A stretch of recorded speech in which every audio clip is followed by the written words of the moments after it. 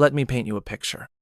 Name's Tom, 45 years old, grew up just outside Chicago, and somehow, despite all those daydreams about big city life, I still live in the same suburb I rode my first bike in. I used to work IT, believe it or not. Tech support, troubleshooting, endless tickets about printers that wouldn't print, and routers blinking like Christmas trees. I was good at it too. Maybe not the second coming of Steve Jobs, but I could get a small office running smoother than a bowling lane.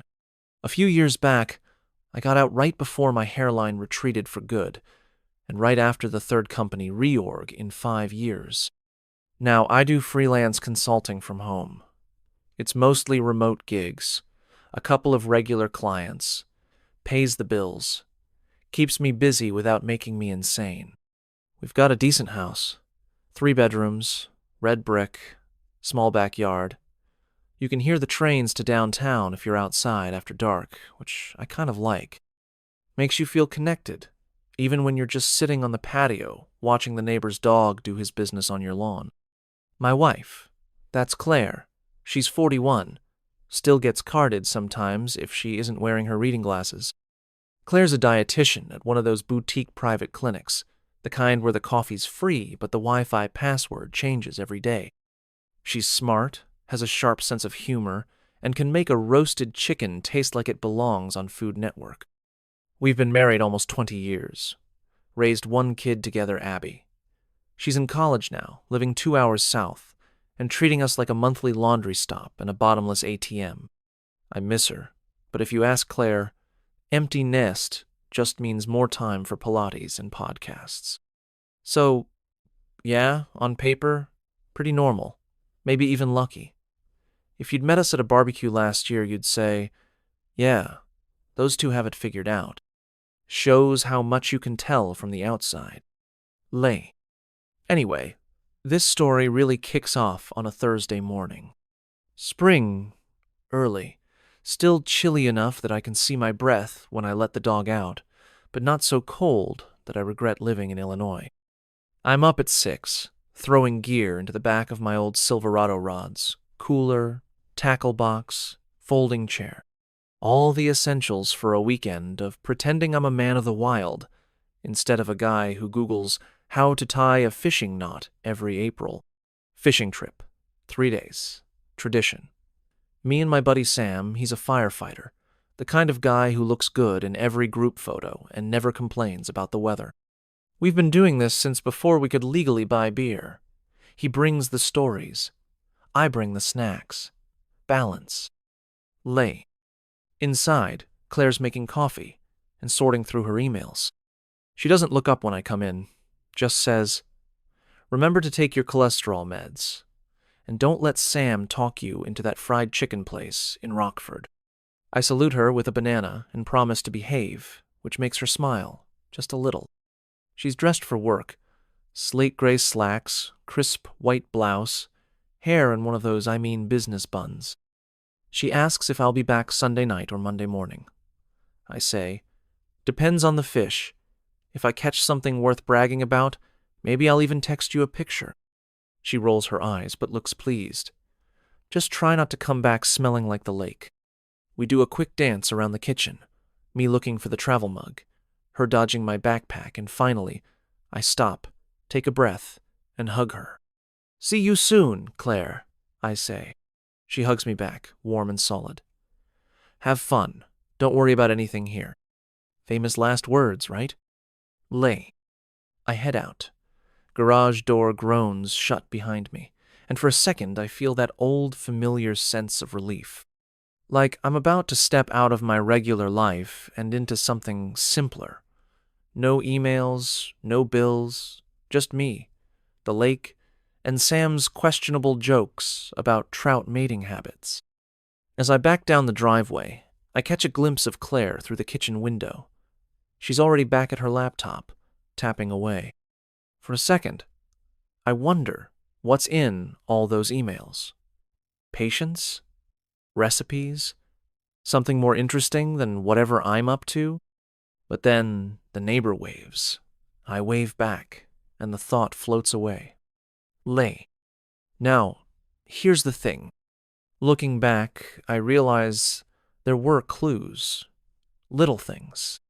Claire's girls' nights had gotten a bit elaborate lately. First, it was once a month, then every other week. She'd come home later, sometimes wearing perfume that lingered in the hallway long after she went upstairs to shower. She said it was just her old high school friends or some new coworker always at someone else's house, never ours. I didn't think much of it. I mean, I had Sam and the guys, the poker nights, the softball league. Why shouldn't she have her own thing? But you know how it goes. When you're used to a rhythm, even a small change can feel like a thunderclap. Her phone was on silent more often. She laughed at texts she wouldn't show me. I asked once. She brushed it off. You'd be bored, Tom. It's just us griping about husbands and the keto diet. Fair enough. Lay.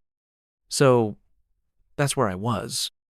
A middle-aged guy heading out for a long weekend, thinking he's got a pretty good life, even if his wife's new social calendar makes the CIA look disorganized.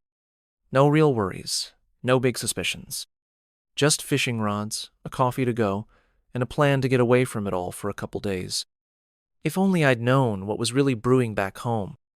But hey, that's the thing about stories like mine. You only see the twist coming when it's already too late. The drive up to Wisconsin is its own kind of therapy. Me and Sam, windows down, radio humming some old classic rock. If there's a more American way to kick off a weekend, I haven't found it. He's got his beat-up Ford Explorer loaded to the gills, rods, nets, a ridiculous new folding grill that he swears is going to change the tailgate game forever. I don't bother arguing. That's half our friendship, Sam buying shiny new gadgets and me playing the skeptic. We hit I-94, and before we're even out of Cook County, he's already going on about how the base up here are smarter than Chicago politicians. I tell him that's not a high bar. He laughs, shakes his head, and tells a story about some guy in his firehouse trying to grill salmon on a space heater last month. I tell him that can't possibly be true. He swears on his mother's lasagna that it happened. That's how it always is. Two middle-aged guys arguing about fish and food, pretending we're not both a little relieved to leave our real lives behind for a couple days. Lay. Sam's family has this old cabin up by Lake Wabesa. It's seen better days, but it's got a screened porch and a dock that wobbles just enough to make you feel alive. Every year, Sam adds something new. One year, it was a gas fireplace he wired himself. It still doesn't light right unless you whisper to it. This time, he's installed a Wi-Fi booster and brags about how you can stream every game all weekend, even out on the porch. I give him a hard time about that. What happened to unplugging? Weren't we supposed to be mountain men? Sam grins and says, yeah, well, mountain men didn't have to check their fantasy football lineups. Fair point. By the time we unload, it's already pushing 7. Sun's going down over the water, sky bleeding pink into blue. We crack open a couple beers and set up on the porch, watching the last of the boats cruise by. Sam grills up burgers, tells more stories about life at the station, how his captain nearly set his own eyebrows on fire, trying to impress a rookie. It's easy. It's familiar. For a couple hours, I almost forget whatever it was that had been itching at the back of my mind since I left home. Lay.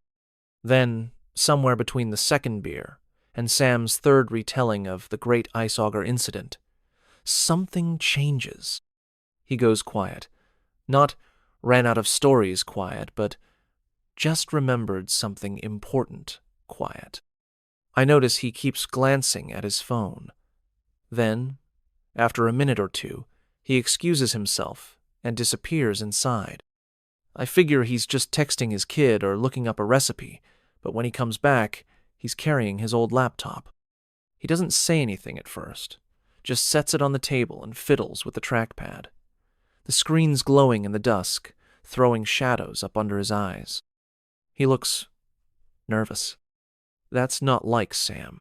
I joke, Don't tell me you're about to show me your TikTok dance career. He doesn't laugh. Instead, he says, Tom, man, I need you to take a look at something. It's probably nothing, but I don't know. I just think you ought to see it. He turns the laptop toward me, and right then, I get that first real sense, the one you can't put words to, that something, somewhere, is about to go very, very sideways. I'm not ready for it. Not even close. But that's the thing with moments that split your life in two. They never ask if you're ready. They just show up, set the table, and invite you to take a seat. You ever had your brain short-circuit? I mean, really lock up the way a laptop freezes if you spill coffee in the keyboard. That was me, staring at Sam's screen on that creaky porch, blinking like maybe I'd misread the page. He angles the laptop closer, and all I can see at first is a photo. It's Claire. I don't mean someone who looks like Claire. I mean it's her. She's wearing this red dress, hair down, big smile, the same look she had at Abby's Christmas party last year. I remember because I was the one behind the camera, trying to get her to stop mugging for the lens and just smile. And now, here it is again, except this time, it's not on my phone. It's on some website I've never seen. The page loads a little slower than I'd like. The Wi-Fi up here is strong, but my heartbeat is so loud I half expect it to mess with the signal. I force myself to read. At the top, there's her username, Sweet Dietitian 41. Profile. Just looking for a little fun with someone who knows how to take control. Daddy types preferred. Weekends best, but sometimes a stolen weekday can be extra exciting. I like rules, but I like breaking them more. Bonus points if you're tall, firm, and not afraid to show me who's boss. My jaw tightens. She listed her city as northern suburbs, and her ideal match is mature, athletic, can keep up with a professional woman. There's even a playful little tagline. Not here for sugar, just spice. If you know, you know. I keep scrolling. There are more photos, some selfies, some obviously posed, all with that same polished look Claire gets when she really tries. There's one at the lake. One in her office, the little potted plant I gave her as a joke, is in the background. She's careful, but not that careful. She didn't crop out the diploma on her wall. My heart stutters in my chest. I hear myself laugh just a little, the sort of sound you make when you've been punched and can't decide if it hurts or if it's all just a weird dream. Is this? I finally manage, but Sam just nods, looking at me like he wants to be anywhere else. Yeah, he says. I saw the profile last night. Didn't want to show you until I was sure. Are you messing with me? I ask. Some kind of sick joke? Sam shakes his head, tight-lipped. Tom, I wish I was. I tried to find out if it was a scam, like someone stealing her photos or something, but read the rest. I don't want to. I do anyway. Below the main bio, there's a message thread public comments, a few short answers from Claire to random guys. Someone asks, Are you available this weekend? She replies, I'm free Friday and Sunday. Let's chat, handsome. Another asks, How adventurous are you?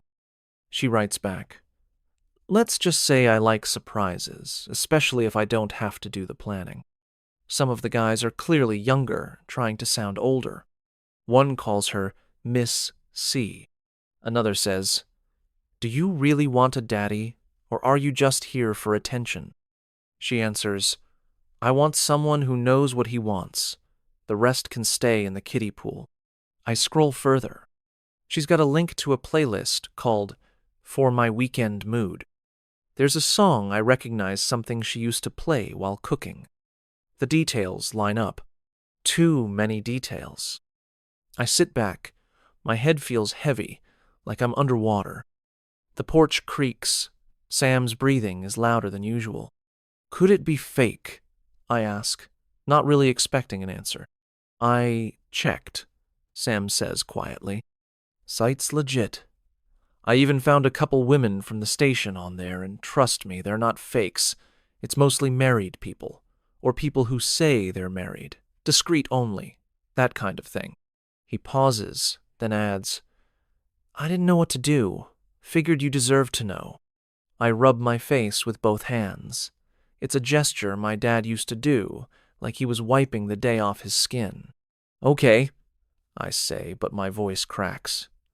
Okay, maybe she was hacked. Maybe it's a scam. Maybe it's a stain. Sam cuts me off gently. Tom, look at the profile details. I do. Her age matches. Her work. Her degree. Her favorite vacation spot, Hilton Head, which I thought was our secret, not hers alone. Even her dog's name is in the Ask Me About My Golden Retriever section. There's no way this is a coincidence. It's like a checklist of my marriage, written for strangers. I stare at the red dress photo again. I remember how she laughed when I made her pose by the tree, how she teased me about my dad camera skills. Now it feels like I'm looking at a parallel life, one I never signed up for. Lay. A weird thing happens in your mind at moments like this. Part of you wants to explode, flip the table, throw the laptop, demand an explanation right now. The other part just wants to curl up and pretend it's not happening. But the biggest part, for me at least, was pure, burning confusion. How did I miss this? How does someone live in your house, eat your food, sleep in your bed, and build a whole other life on the side? I must look a wreck because Sam pours me a glass of whiskey without asking. It burns all the way down. Not enough, but it's a start. Sorry, man, Sam says. And for the first time since we left Illinois, I realize his hands are shaking too. I put my elbows on my knees, head in my hands, and just breathe. I want to yell. I want to laugh. I want to wake up and find out this is some elaborate prank. But the screen glows on the table, quiet and unforgiving. This isn't a joke. This isn't a dream. This is my wife Claire, and a whole side of her life I never saw coming. And just like that, everything I thought I knew feels like it's about to split open. For a while, there's just the sound of the lake. It's dark out now, the porch light catching little bugs in that golden haze. Sam and I sit in silence, the laptop screen still glowing between us, throwing weird shadows on our faces. I can't look away from it even though every part of me wants to slam it shut and run. But I don't. Instead, I click Open the Messages tab. And what do you know? Claire's inbox is full. It's not just a few lonely hearts hoping for a reply. She's got whole threads going playful, flirty, sometimes blunt as a hammer. The top message is from a guy named Greg, 54. Profile pic is just a dog classic move. I click it. He says, You still free this weekend? I could swing by Friday night after work, or maybe Sunday morning if you want to sleep in first. She replies, Friday works. House is all to myself. I'll text when it's safe. He, should I bring anything? She, just yourself and your A game. He sends a winking emoji. She sends back a little fire symbol. I sit back, letting that sink in. Friday. That's tomorrow. The pit in my stomach opens even wider. I scroll down. There are others. Not all as explicit, some are just banter, testing the waters. One guy is all business, asking if she's as fun as she seems. She tells him, Only one way to find out, but you'll have to wait your turn. I'm pretty booked this weekend. My hands start to sweat. I wipe them on my jeans, try to steady myself. This isn't just fantasy. This is logistics. She's scheduling, planning. My house. My bed. I can feel Sam watching me, waiting to see if I'm going to blow. But I'm too numb. The words on the screen keep replaying in my head. House is all to myself. I hear Claire's voice saying it, calm, almost proud. I close the laptop and just sit there. Lay. Finally, Sam breaks the silence. Tom, look, don't call her. Not yet. I know what he means. My first instinct is to pick up the phone, demand an explanation, force her to admit everything right now. But I don't move. Sam keeps going, voice quiet, steady. If you confront her, she'll just deny it, or spin some story, or warn this guy off. And then you got nothing but your word against hers. I hate that he's right. I want to yell, what am I supposed to do?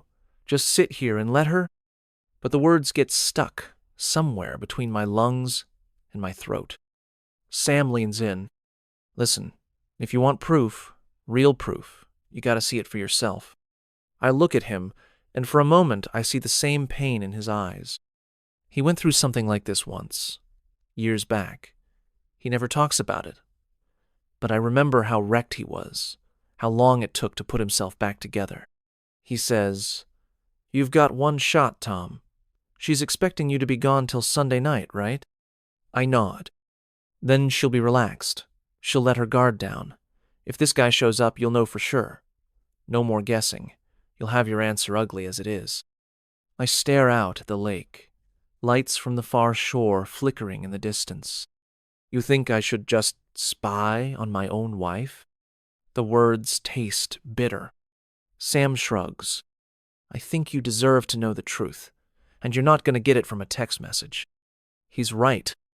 God help me, but he's right. I start thinking out loud. If we leave now, we can be back in town by 1 or 2. If she's got a date Friday night, maybe he'll still be there, or coming over. Hell, maybe we just watch the house, see who shows up. Sam nods.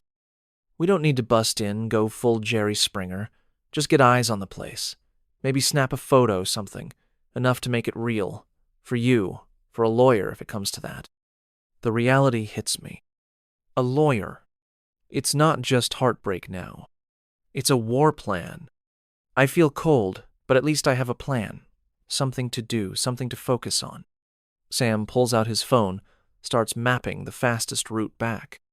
We'll take the back roads, avoid Friday night traffic. If we roll out in 30, we can make it easy. I stare at the house across the water, some stranger's porch light blinking through the trees. I can't believe this is my life, I mutter. Sam just claps me on the shoulder.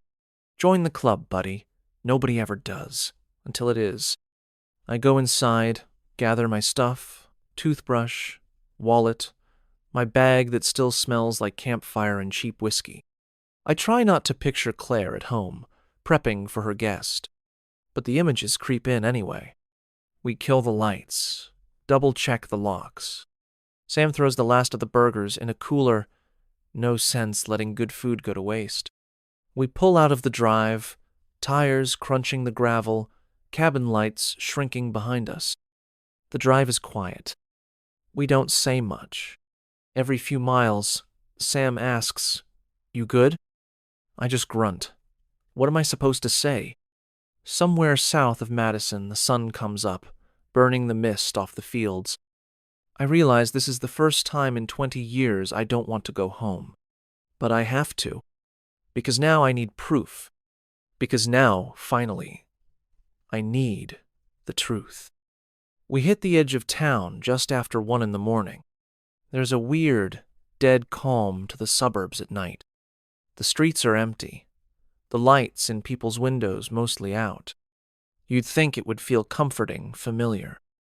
Instead, every tree shadow and empty driveway just makes my skin crawl. Sam turns off the headlights as we get closer to my street. He's been through this before. I realize I'm gripping the door handle like I'm expecting turbulence. We roll slow past my house. There's a car parked out front. A silver sedan, not mine, not Claire's, not any of the neighbors I recognize. It's angled wrong, like the driver was in a hurry or didn't want to park for long. I feel my heart start to hammer. There's a glow in the upstairs window. Our bedroom. Sam pulls over 2 houses down. He puts the car in park. Looks at me hard. Tom, just breathe, okay? Don't do anything stupid. I nod. but I'm already halfway out of the car. We walk up the sidewalk, slow and quiet as we can, staying in the shadows behind the hedge. I feel like I'm 15 again, sneaking out to smoke behind the garage. Except this time, I'm not looking for trouble, I'm about to walk into it. We stop across the street, crouched low. From here, I can see just enough. The bedroom light is on, not the lamp, the overhead. Blinds are halfway closed, but there's a gap. And in that sliver, I see them. Claire is there. Hair down, wearing a t-shirt I know isn't mine. And there's a man with her. Not Greg from the site, not anyone I know from town. Just a tall guy, brown hair, looks maybe my age, maybe older. They're standing close, heads tilted together. She laughs, I can't hear it, but I know the sound. He touches her back. She doesn't flinch. I feel a wave of nausea hit. For a second, I can't move, can't even breathe. That's my room, my bed. Sam grabs my arm, hard. He can see I'm about to lose it. I know what you want to do, he whispers, voice like gravel. Don't. You walk in there. It's over. Cops. Lawyers, you'll ruin your whole life. For what? For this? He's right. But my brain's gone somewhere feral, primal. I want to break the window. I want to drag that guy out by his collar and throw him down the steps. Instead, I just stand there, fists clenched, shaking. We watch. A little longer. Long enough to see them kiss. Long enough to see Claire turn off the light and the room go dark. I want to scream, but Sam won't let me. He's got both hands on my shoulders now, physically pulling me back. We go, he says. Now, I fight him. Not really, not like I could.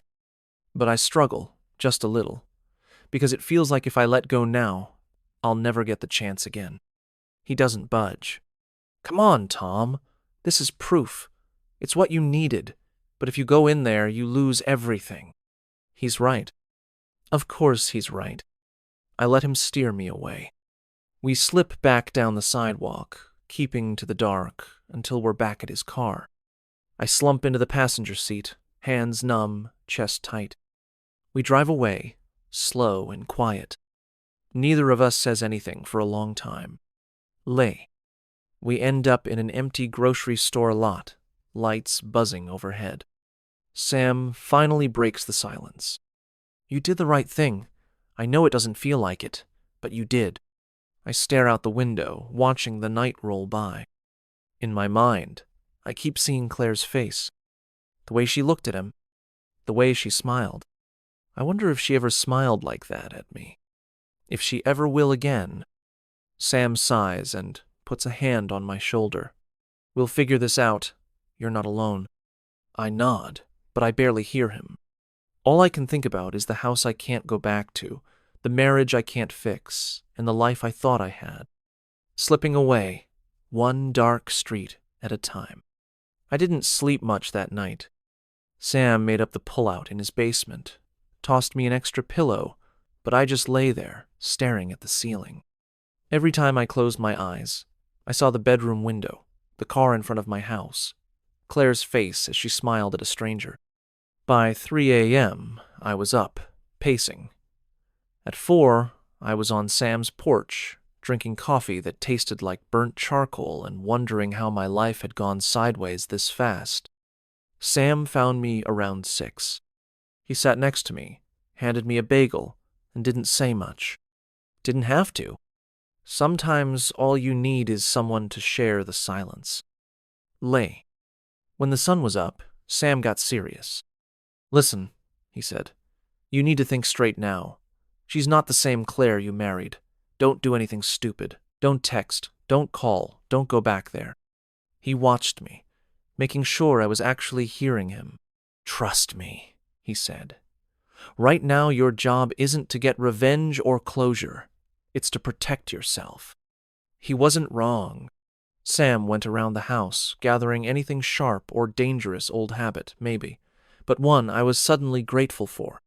He locked up his gun safe, moved the hunting knives out of reach, even put the damn corkscrew in a drawer.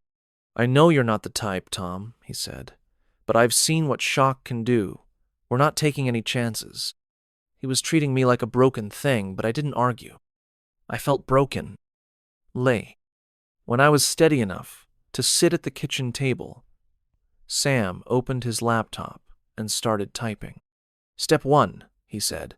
"You need a new bank account, one only you can touch." I hesitated. "Isn't that?" He cut me off. "No, it's not paranoid. It's smart. She's not your partner anymore, man. She's a liability." So, I did it. Logged into my bank, set up a new checking account in my name only. Moved half the money from our joint account, not everything, but enough to keep her from draining it and leaving me high and dry.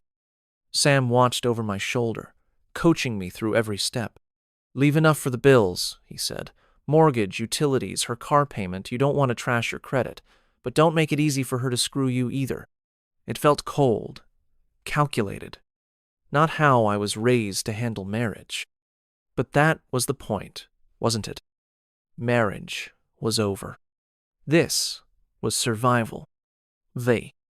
Next, Sam had me pull out every important document I could remember: my passport, birth certificate, Abby's old school records, my last will, even the deed to the house. He grabbed a battered file box from the closet. "We're going to make a master file," he said, like we were prepping for some secret mission. One by one, we copied everything, scanned it to a USB drive, and locked it in his gun safe. "Don't keep anything at your place right now," Sam warned. "If she's got someone else there, things could get ugly." I tried to imagine Claire going through my desk, looking for ways to hurt me. The thought made me sick, but not as sick as the idea of getting blindsided in court. After that, we made a list. All the joint credit cards, which ones I could freeze, which ones I could lower the limit on, any subscriptions, online accounts, shared logins, even little stuff like the Spotify family plan and the Amazon Prime. "Trust me," Sam said. "You don't want her running up charges while you're out here licking your wounds." It was like prepping for a storm, tying down anything that wasn't nailed, getting ready for the hit. I never thought I'd be the guy doing this. But there I was, changing passwords, forwarding my mail, putting two-factor authentication on every account I could remember. Around noon, we took a break. Sam grilled up some leftover chicken, made us sandwiches. I ate without tasting anything, mind on autopilot. He watched me across the table, eyes tired. "You're doing the right thing, Tom. I know it feels dirty, but trust me, you'll thank yourself in a week." I nodded, though I wasn't sure I believed it. He poured us each a glass of water. "No booze till this is done, pal," and we got back to work. Last thing. My phone. Sam insisted I buy a cheap prepaid, just in case Claire started getting suspicious and tried to track me down. He even drove me to the strip mall, made sure I paid cash. On the way back, he said, "This isn't forever, just till you're in the clear." He was right. It just felt like forever. That night, we watched a baseball game on mute, the kind of mindless background noise that keeps you from thinking too much. Sam kept his phone on the table just in case. I caught myself checking the clock every few minutes, wondering what was happening at home, wondering if Claire was even looking for me, or if she was too busy entertaining someone else. I didn't sleep any better the second night, but I had a file full of documents, a new account, and a friend who refused to let me fall apart. Maybe that was enough. For now. Because heartbreak is a slow poison. But survival is all about taking the next breath, and the next, until you remember what it's like to feel human again. If you'd told me a week ago I'd be sneaking into my own house to plant a camera, I would have laughed in your face. That's the stuff of bad action movies or bitter divorce blogs you scroll past at midnight when you can't sleep. But here I was, parked 2 blocks from my own front yard, hands shaking, feeling like the world's oldest amateur spy. Sam sat next to me, engine off, watching the house through the windshield. "You sure about this?" he asked. "No," but I nodded anyway. We waited until after 9, when the neighborhood was mostly dark, and the odds of a nosy dog walker dropping by were low. Sam stayed in the car, ready to bail me out if things went sideways. I slipped down the alley, heart in my throat. The back gate was still busted. Claire never remembered to fix it. I eased through, careful not to rattle the latch. Inside, the house felt wrong, like it knew I didn't belong anymore. The air smelled like her perfume and someone else's cologne. I tried not to think about that. I went straight to the bedroom. That was the only room I needed. Pulled the new camera bought that morning with cash. Thank you very much from my backpack. It was smaller than a deck of cards, the kind of thing you could hide behind a row of paperbacks or inside a lamp. I stuck it behind the dresser, angled to catch as much of the bed as possible. Checked the feed on my phone. Crystal clear. I half expected to see a ghost, or maybe my own reflection. 10 minutes in, and I was already sweating. I wiped my hands on my jeans and set up the remote app. Battery good for 72 hours. Motion activated. Uploads to the cloud every 6 hours. It all sounded very cool and high-tech, until you realize you're the one being betrayed, not James Bond on a mission. Bite. I took what I needed from the closet, a couple changes of clothes, a box of old photos, my running shoes. Made sure not to touch anything that looked out of place. Before I left, I hid a backup cam in the living room, tucked behind Abby's old bookshelf, just in case. I left by the back again, nerves jangling like I'd just robbed a bank. Back at Sam's, I tried to relax. We sat in silence, TV on low. I kept checking the feed every hour, just to make sure the camera was still running. The first 6 hours were empty Claire, coming home alone, changing into pajamas, making herself tea. She looked normal, tired even. For a moment, I let myself believe maybe I'd lost my mind. But by Friday evening, that changed. A little after 9, a man showed up. Not the same one from before someone knew. Shorter, darker hair. Claire let him in, poured him a drink, led him upstairs. They stayed in the bedroom for almost an hour. The camera caught everything it needed to catch. I didn't watch the whole thing, I couldn't, but I saved the footage. He left before midnight. Claire changed the sheets, opened the windows. Saturday, there was another one. Different again, tall, gray at the temples, brought a bottle of wine. Same routine. Laughing, talking, kissing in the hallway, up the stairs, into the bedroom. The camera didn't lie. Neither did the timestamps. By Sunday morning, the pattern was obvious. Claire was living a double life, right out in the open, in what used to be my home. I watched the feed like a man watching his own funeral. Sam kept saying, "You don't have to watch, Tom. Just save it. You got what you need." But I watched anyway. I don't know what I was hoping for. An explanation, a slip, some moment where she'd look straight into the camera and apologize. But all I saw was a stranger. Sunday night, I finally turned off my phone. I backed up the videos, sent copies to my email, saved them to a drive I locked in Sam's safe. I wrote a list of everything I'd seen, dates, times, faces, details I'd never wanted to know. Proof. Cold, ugly, undeniable. That night, I tried to sleep.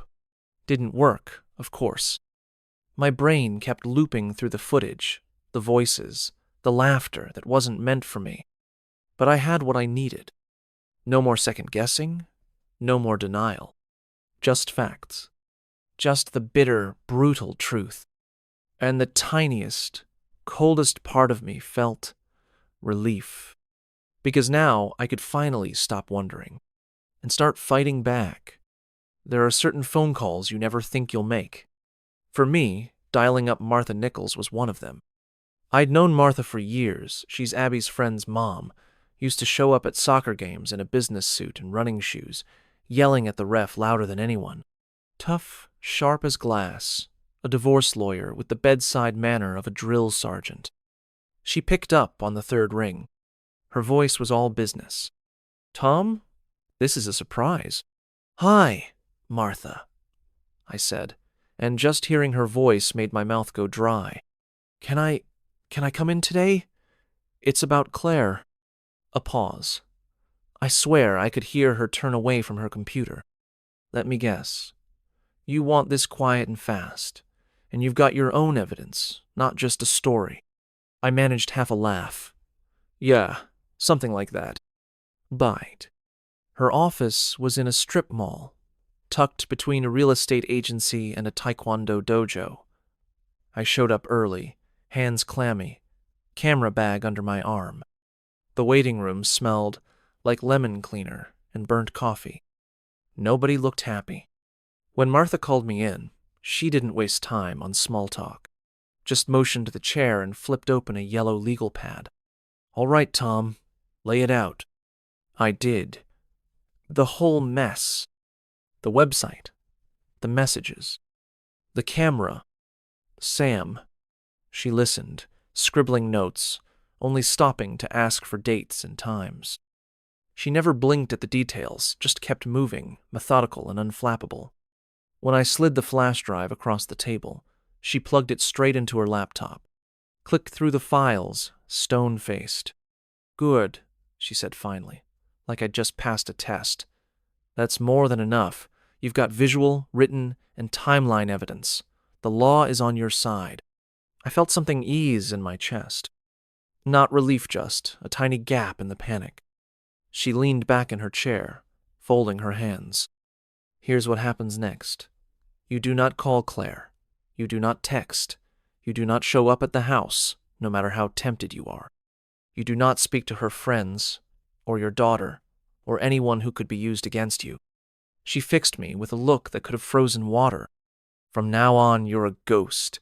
She only hears from you through me." "Understood?" I nodded. She flipped through my evidence, marking each item with a sticky note. "Keep records of everything. Start a log when you call, when she calls, what she says. Screenshot every message, even the boring ones.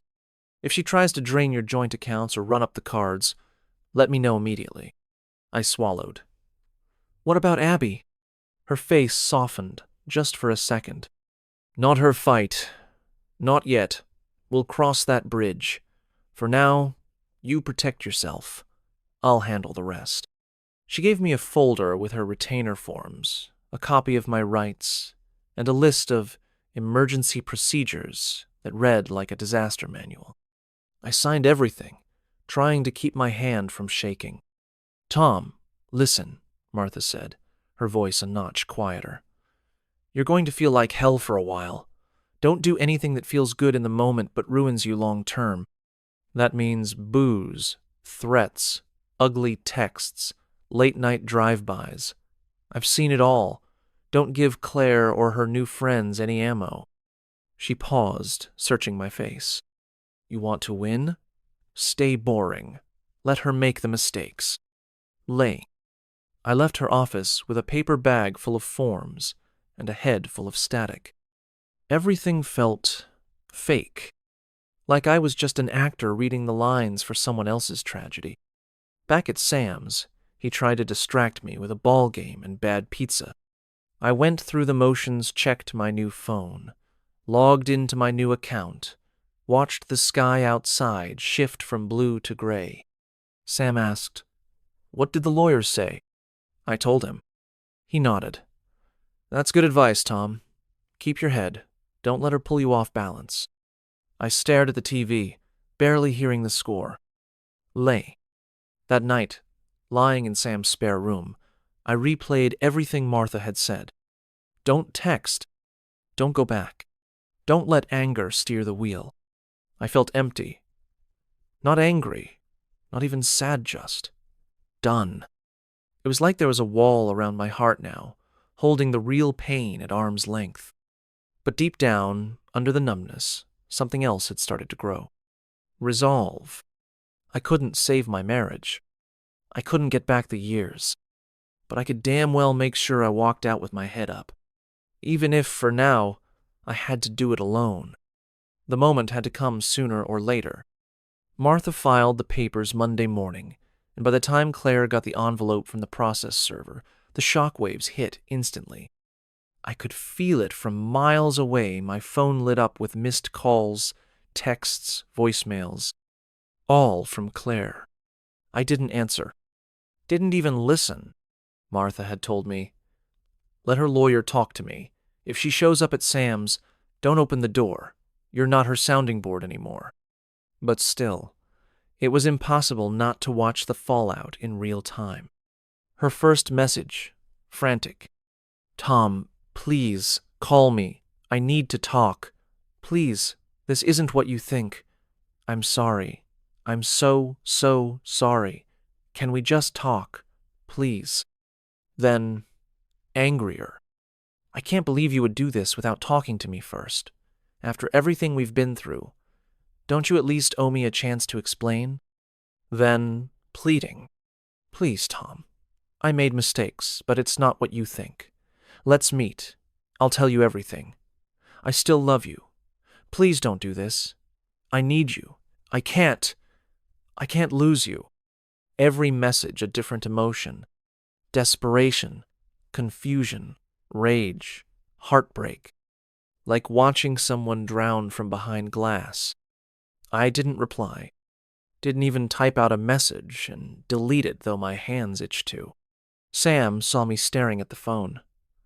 "Don't," he said. I didn't. Lay. That evening, Claire tried one last card she showed up at Sam's place.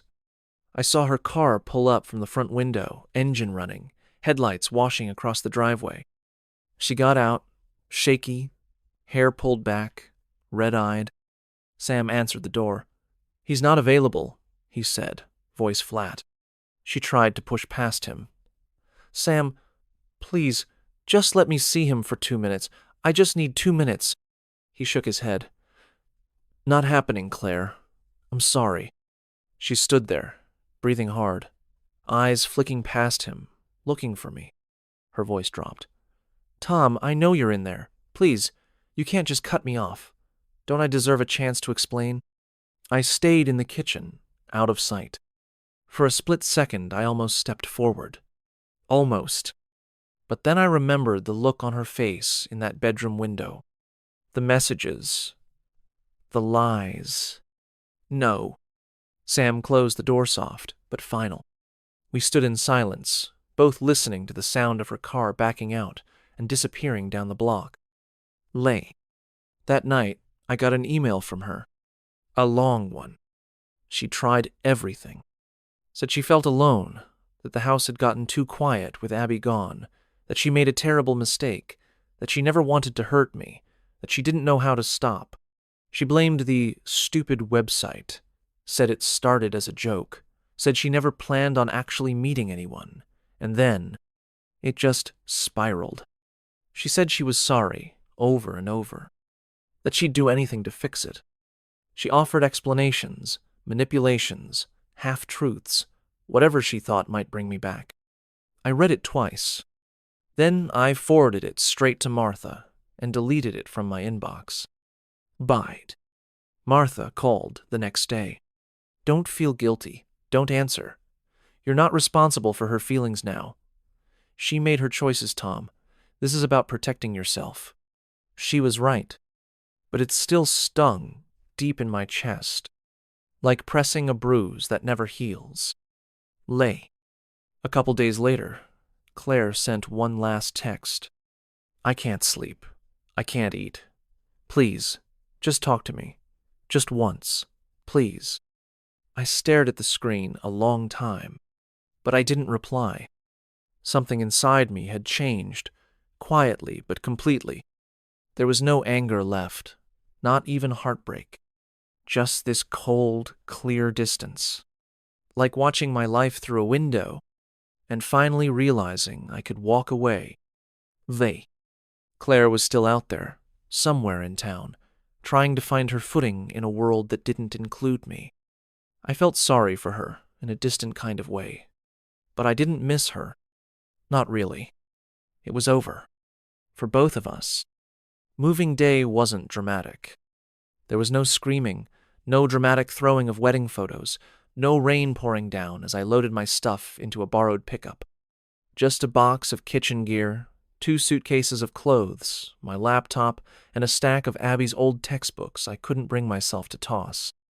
My new place was nothing fancy second floor, small balcony, a view of the parking lot and the train tracks. It smelled like fresh paint and the neighbors' burnt toast. But it was mine. Just mine. For the first few days, I lived like a tourist in my own life. Didn't bother unpacking, the dishes just ate pizza out of the box. Chinese takeout, straight from the carton. Abby called, a little awkward, wanting to know if I was okay, if I needed anything, if I'd gotten a plant yet. I told her I was fine. And you know what? After a while, I started to believe it. It's funny, the things you remember when everything falls apart. The first time Abby rode her bike without training wheels. The time Claire and I painted the living room and ended up splattering half the walls and most of the dog. Poker nights with Sam, laughing so hard my stomach hurt. Good moments. Real moments. For a while, I was scared those memories would all get poisoned like anything happy was just another lie, waiting to fall apart. But it didn't happen. The bad stuff? Yeah, it stings. But it fades. And the good? It sticks around, if you let it. People talk about starting over like it's a clean slate. Let me tell you it's not. It's more like cleaning out a flooded basement. A lot of junk you have to drag to the curb, a few things you fight to save, and a mess you never really finish sorting. But there's something freeing about it, too. No more pretending. No more wondering if the other shoe's about to drop. No more waking up in the middle of the night, wondering where your wife is or what secrets she's hiding. Just quiet. Just space. I started running again, something I hadn't done in years. Signed up for a pickup basketball league. Even called my sister for the first time in months. Abby came over one Sunday with laundry and stories about her classes.